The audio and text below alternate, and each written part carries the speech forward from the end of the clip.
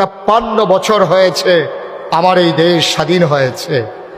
সব জায়গায় সরকার অদল বদল হয়, স্বাভাবিক নিয়মে, কেউ বা আন্দোলনের মুখে, বৈপ্লবিক পরিবর্তনে।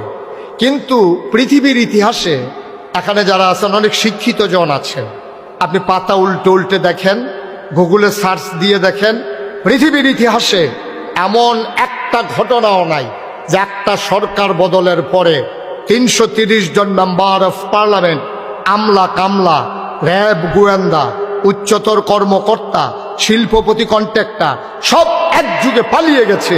পৃথিবীর ইতিহাসে এমন নাই, ঠিক কিনা বল? কেন গেল? কারণ আমরা ন্যায়কে ন্যায় বলতে পারি নাই।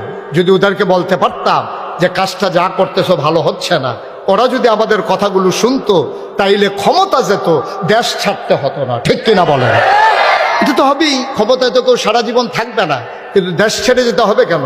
আমরা যে কি একটা ক্রাইসিসের পিরিয়ডের ভিতরে পড়ে গেছি, এটা আপনারা বুঝবেন না, আপনারা এটা জানবেন না। একটা প্রজন্ম যখন হারিয়ে যায় তখন এই দেশটার মারাত্মক ক্ষতি হয়।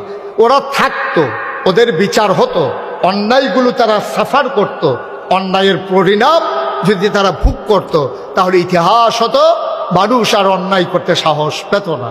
কিন্তু আফসোস হচ্ছে এটাই, আমরা এই কাজগুলো পারি না বলে আজকে আমাদের এই ক্রাইসিস পিরিয়ড।